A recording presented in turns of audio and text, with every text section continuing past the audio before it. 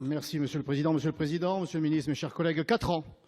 4 ans après le début de la déferlante, nous sommes toujours en train de nous demander comment cette Europe, votre Europe, pourrait bien gérer la crise migratoire. C'est révélateur et terriblement consternant.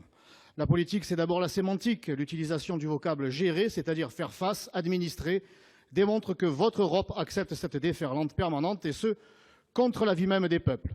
Mais que pèse aujourd'hui la volonté des peuples face aux exigences du trafic d'êtres humains et de la finance en marche?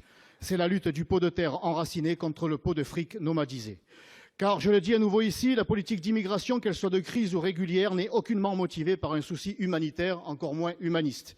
L'immigration n'est qu'un outil économique, le réfugié de plus en plus une marchandise par les mafias de passeurs, l'immigré légal n'étant qu'un moyen, jamais une fin, au service d'un certain patronat qui y trouve là le moyen d'exploiter des populations fragilisées et donc peu revendicatives pour en tirer toujours plus de profit au détriment des peuples qui sont victimes de ce phénomène, c'est-à-dire tous les peuples européens.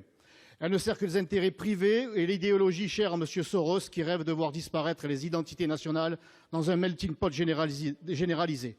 4 ans que donc votre Europe est incapable de faire cesser cette crise née d'un triple chaos, libyen, dont Nicolas Sarkozy est largement responsable, syrien, auquel François Hollande et Emmanuel Macron ont participé, chaos africain, résultat de décennies de dictature, de guerres tribales sans fin et d'explosion démographique qui n'en est qu'à ses débuts. En Italie, pays frappé de plein fouet par cette crise migratoire, l'orientation politique a changé, se tournant vers l'intérêt des Italiens d'abord, et les premiers résultats ne se sont pas fait attendre.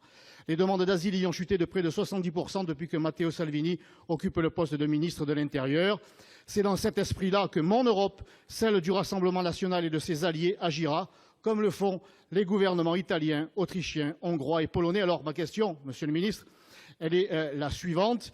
Êtes-vous disposé à quitter la table de l'idéologie pour rejoindre celle de la liberté des peuples qui, partout en Europe, clament et vous réclament la volonté d'en finir avec cette folle politique d'immigration, qu'elle soit de crise ou régulière?